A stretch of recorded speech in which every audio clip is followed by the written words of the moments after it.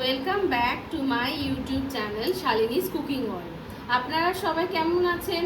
আশা করি সবাই খুব ভালো আছেন। প্রচণ্ড গরম পড়েছে, আর এই গরমের দিনে এখন মাছ মাংস খেতে কিন্তু কারোরই অতটা ভালো লাগছে না। এখন সবাই চাইছে একটু হালকা পাতলা নিরামিষ এরকম ধরনের কিছু যদি খাওয়া যায় তাহলে খুব ভালো হয়। তো সেই কারণেই আজকে আমি তোমাদের জন্য ভেবে একটা নিরামিষ রেসিপি তৈরি করে দেখাবো, আর সেটা হবে পটল সয়াবিন দিয়ে। তো তার জন্য দেখো আমি এখানে নিয়ে নিয়েছি পটল। ফার্স্টে আমি পটলগুলোকে কেটে নেব, খোসা ছাড়িয়ে পটলটা ফার্স্টে আমি কেটে নিচ্ছি। দেখো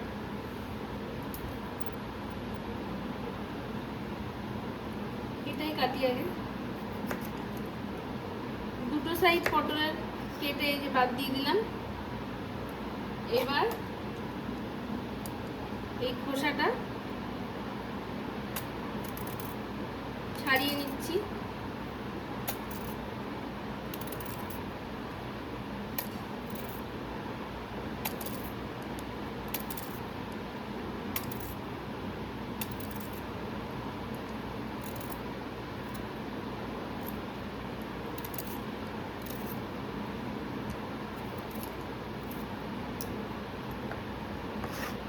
খোসাটা ছাড়িয়ে নিলাম, দেখো কি সুন্দর হয়েছে ছাড়ানোটা। এবার এটাকে আমি কেটে নেব।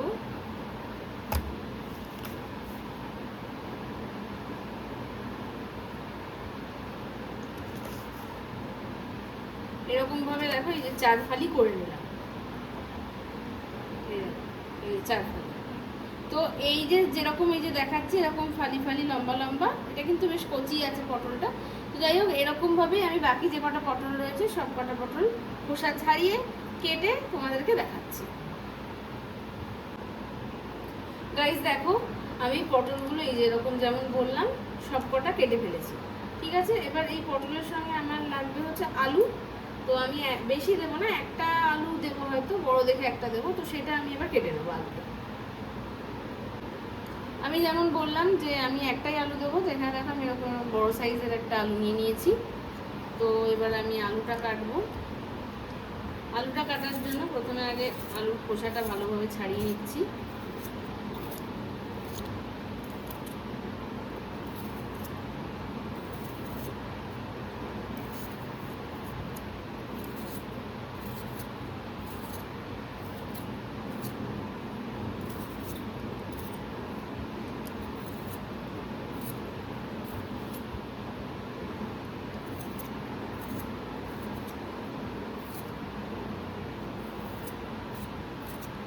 আলুর খোসা ছাড়িয়ে নিলাম। এবার আলুটাকে আমি ডুমো করে কেটে নেব। এখানে একটু কালো মতো অংশ আছে বলে আমি এটা কেটে ফেলে দিলাম। এবার আলুটা আমি ডুমো করে কাটবো।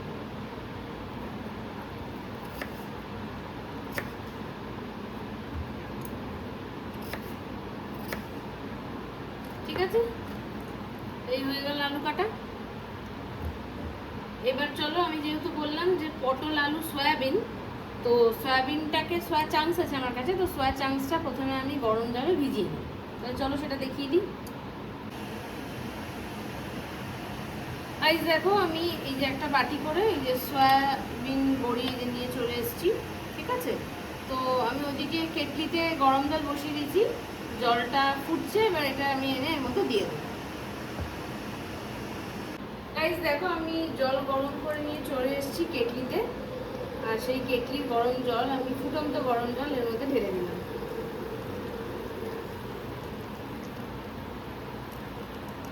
ব্যাস, এটা এবার এরকম ভাবে ভেজানো থাকুক খানিকক্ষণ, ততক্ষণে আমি রান্নাটা এবার শুরু করি। এটা তো জল দিয়ে ভিজিয়েছি, তবে আমি তোমাদেরকে এখানে একটা টিপস বলি। সেটা হচ্ছে এই ভেজানো অবস্থাতে আমি একটু নুন দিয়ে দিচ্ছি। এতে কি হয় বলো তো, সয়াবিনগুলোর ভেতরে নুনটা অ্যাবজর্ব করবে। নাহলে রান্নার সময় যখন রান্না করব তখন যখন আমি ঝোলের মধ্যে দেবো তখন কিন্তু না এটা ঠিক ভেতরেটা কেমন টেস্ট পাওয়া যায় না, মানে একটুখানি নুন কম একটা ফিল হয়। সেই জন্য আমি নুনটা দিয়ে দিলাম এই সময়। এতে কি হবে, মানে যেরকম জলটাকে সোক করবে সেরকমভাবে ও নুনটাকেও সোক করে নেবে। সেই জন্যই আমি নুনটা এই সময় দিয়ে দিলাম। তো এটা এবার থাকুক, আমি চলো এবার রান্নাটা স্টার্ট করে দিই। রান্না শুরু করার জন্য গ্যাসে আমি বসিয়ে নিয়েছি কড়া। আর এর মধ্যে আমি দিয়ে দিচ্ছি প্রথমে তেল পরিমাণ মতো। তেলটা ফার্স্টে ভালোভাবে গরম হয়ে যায়, তারপরে ফার্স্টে আমি এর মধ্যে আলুটা ভেজে নেব। ফার্স্টে আমি আলুটা দেবো, তেল কিন্তু ভালোই গরম হয়ে গেছে, তো ফার্স্টে আলুটা দিয়ে দিচ্ছি এর মধ্যে।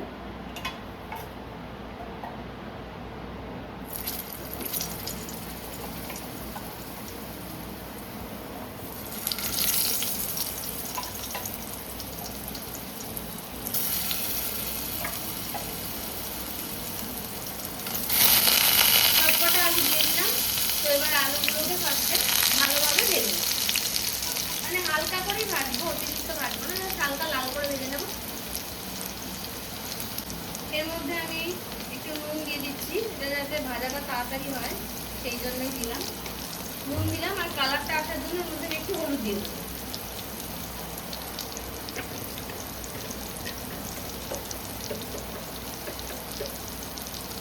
সামান্য একটুখানি হলুদ দিয়ে দিলাম।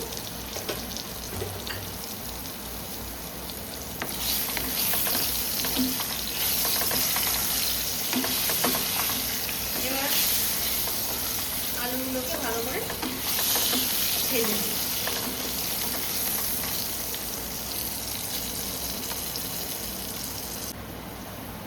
গাইস দেখো কিছুক্ষণ হয়ে যেতে আলুগুলো কি সুন্দর লাল লাল করে ভাজা হয়ে গেছে। তো এবারে আমি এই আলু ভাজাগুলোকে তুলে নিচ্ছি সব এক এক করে।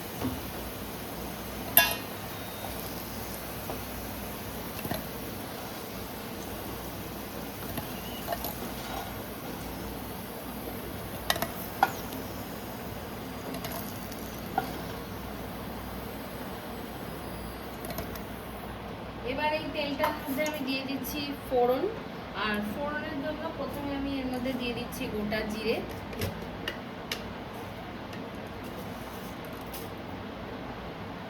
গোটা জিরে,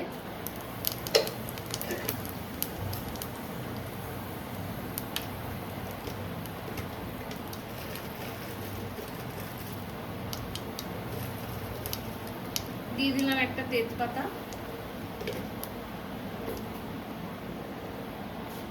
এবার এগুলোকে জাস্ট হালকা করে একটুখানি নাড়াচাড়া করে নিচ্ছি। ফোড়নের যে একটা ফ্লেভার সেটা তেলের মধ্যে জাস্ট চলে আসবে কয়েক সেকেন্ড এরকম নাড়াচাড়া করলেই। তারপরে আমি এর মধ্যে দিয়ে দেবো কেটে রাখা পটলটা। কয়েক সেকেন্ড হয়ে গেছে, ব্যাস এবারে আমি পটলটা এর মধ্যে ছেড়ে দিচ্ছি।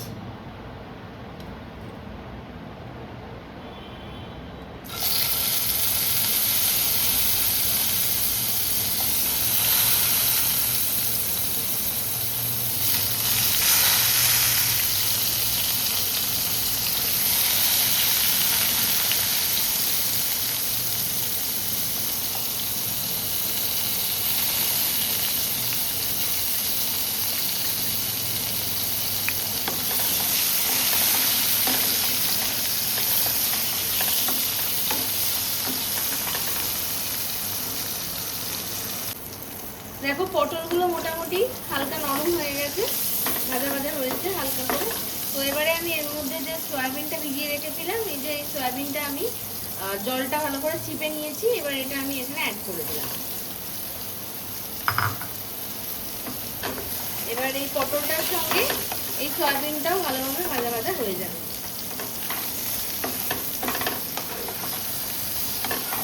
ভালো করে নাড়িয়ে নিচ্ছি, এটাও কয়েক মিনিট এভাবে নাড়াচাড়া করবো। তারপরে আমি যে আলুটা ভেজে রেখে দিয়েছিলাম সেই ভাজা আলুটা এর মধ্যে অ্যাড করে দেবো। আচ্ছা দেখো বন্ধুরা, আমি মোটামুটি এই যে সয়াবিনগুলো কিন্তু হালকা ভাজা ভাজা হয়ে গেছে। তো এবার আমি যে আলুটা ভেজে রেখে দিয়েছিলাম সেই আলুটা এখানে অ্যাড করে দিচ্ছি, দিয়ে এগুলোকে আরেকবার একটু জাস্ট নাড়াচাড়া করে নিচ্ছি।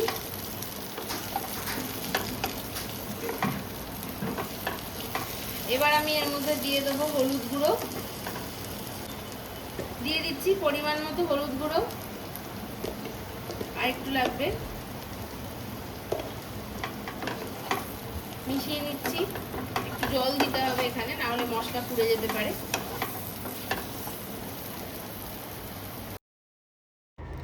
এবার এর মধ্যে আমি অল্প পরিমাণে একটুখানি জল দিয়ে দিলাম।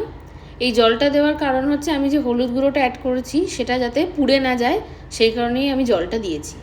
এবার ভালো করে এটা কষিয়ে নেব যাতে হলুদের কাঁচা গন্ধটা রান্না থেকে চলে যায়।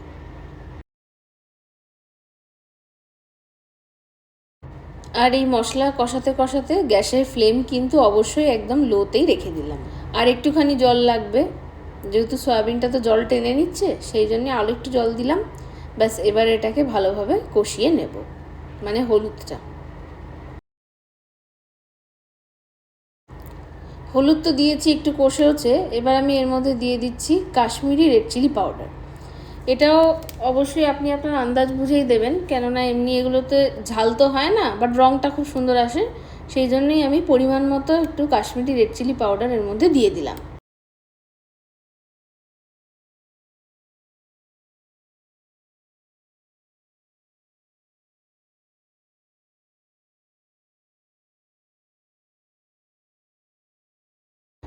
আর এর মধ্যে আমি দিয়ে দিচ্ছি জিরে গুঁড়ো।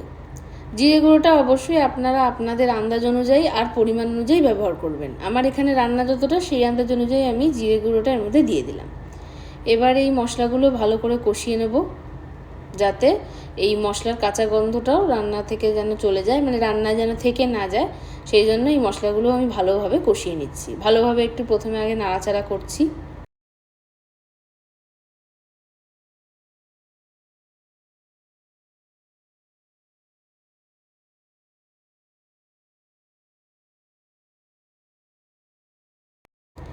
এই যে মশলাগুলো কষানো হচ্ছে, এই মশলাগুলো যাতে পুড়ে না যায়, সেই জন্যই দেখো আমি আরেকটু জলের মধ্যে অ্যাড করে দিলাম। দিয়ে এবার ভালোভাবে মশলাগুলোকে কষিয়ে নেব।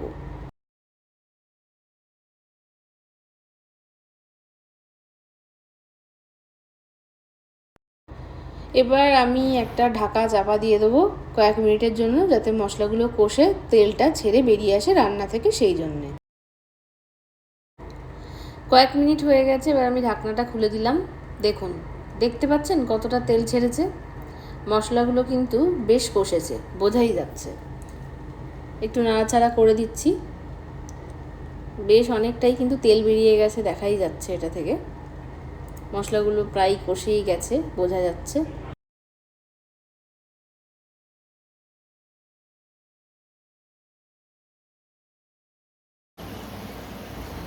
এবার এর মধ্যে আমি টমেটো অ্যাড করছি। এখানে দেখো আমি 4টে টমেটো দিলাম। 4টে দেওয়ার কারণ হচ্ছে এগুলো না বেবি টমেটো, ঠিক আছে, যেহেতু ছোটো ছোটো সাইজ, সেই কারণেই আমি 4টে দিয়েছি। আর একটু নুন দিয়ে দিলাম। এই নুনটা দিয়ে এবার ভালোভাবে মিশিয়ে নেব। এই নুনটা দিলাম টমেটোটা দিয়ে, তার কারণ হচ্ছে টমেটোটা চট করে নরম হয়ে যাবে। এমনিও ছোটো টমেটো নরম হতে বেশি সময় লাগবেও না, তাও নুনটা দিয়েছি আরও তাড়াতাড়ি হয়ে যাবে, সেই কারণে। তো এটাকে এবার আমি ভালোভাবে মিশিয়ে নিলাম। দিয়ে এটাকে এবারে আমি দিয়ে দিচ্ছি চাপা কয়েক মিনিটের জন্য। টমেটোটা গলে যাওয়ার অপেক্ষায় রইলাম। বেশ কয়েক মিনিট হয়ে গেছে, এবার আমি ঢাকনাটা খুলে দিচ্ছি। দেখুন, টমেটোগুলো কিন্তু একদম নরম হয়ে গেছে, বোঝা যাচ্ছে। আমি এবারে এই টমেটোগুলোকে যেরকম খুন্তির সাহায্যে ঘেটে দিচ্ছি, দেখুন দেখুন একদম নরম হয়ে গেছে। এবার জাস্ট আমি এগুলো যে কটা দিয়েছি, এই 4টেকে আমি ভালোভাবে ঘেটে দিচ্ছি। ভালোভাবে মিশিয়ে নিলাম টমেটোগুলোকে, ব্যাস।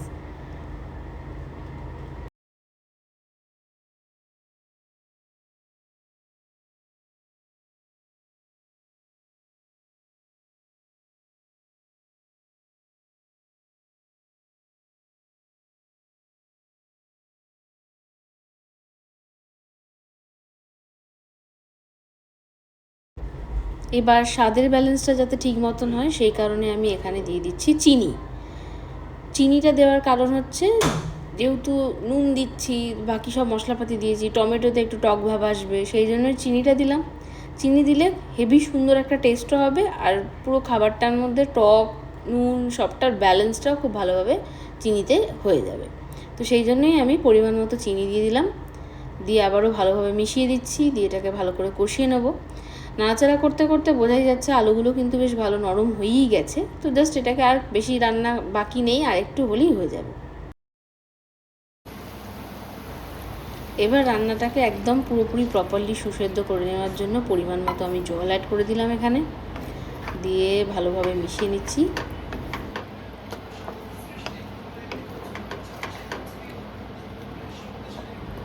এরপর আবারও এটাকে আমি জাস্ট কয়েক মিনিটের জন্য একটুখানি চাপা দিয়ে রাখবো, যাতে যেটুকুনি রান্নার অল্প হালকা যদি কাঁচা ভাব থাকে সেটাও পুরোপুরি সুসেদ্ধ হয়ে যাবে।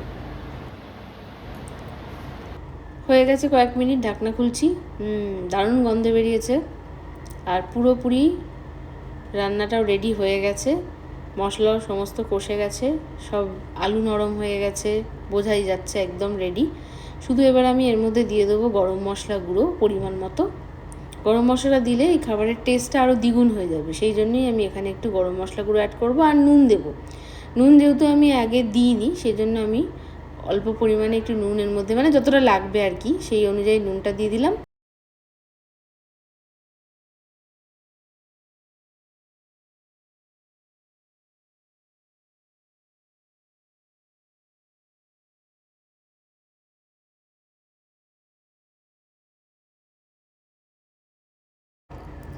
আর দিয়ে দিচ্ছি আমি গরম মশলা গুঁড়ো, যেমনটা বললাম অবশ্যই আন্দাজ বুঝে, যতখানি আমার রান্না আছে সেই আন্দাজ বুঝে আমি গরম মশলা গুঁড়োটা এখানে অ্যাড করে দিচ্ছি।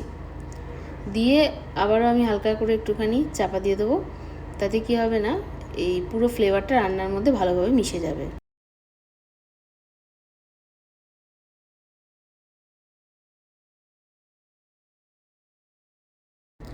গরম মশলা গুঁড়োটা দেওয়ার পরে এবার ভালোভাবে এটাকে একটু মিশিয়ে নিচ্ছি। আর লাস্টলি যেটা দেওয়া বাকি আছে সেটা হচ্ছে ঘি। একটুখানি ঘি আমি এর মধ্যে অ্যাড করে দেবো, তাহলে ঘিয়ের একটা সুন্দর ফ্লেভার আসবে রান্নাটার মধ্যে, আর একটা খেতে তাহলে আরও দারুণ লাগবে। এবার সেটাকে এবার আমি মিশিয়ে নিলাম।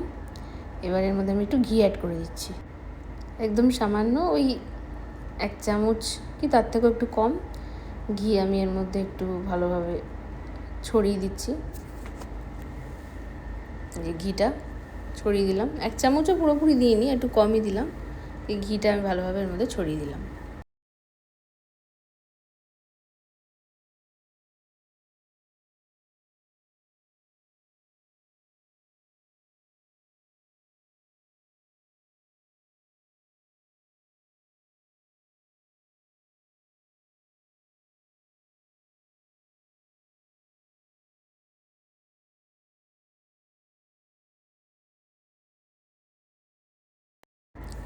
এবার জাস্ট কয়েক সেকেন্ডের জন্য এটাকে একটু চাপা দিয়ে রাখলাম।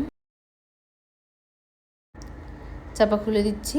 ঘিয়ের পুরো ফ্লেভারটা খাবারের মধ্যে মিশে গেছে আর দারুণ সুন্দর একটা গন্ধও বেরোচ্ছে। তো হয়ে গেল রান্না আমার রেডি। এবার এটাকে আমি নামিয়ে নেব। নামিয়ে নিয়ে গরম গরম সুন্দর করে সার্ভ করে দেবো। তাহলে আমি নামিয়ে গরম গরম সার্ভ করে তোমাদেরকে দেখাচ্ছি।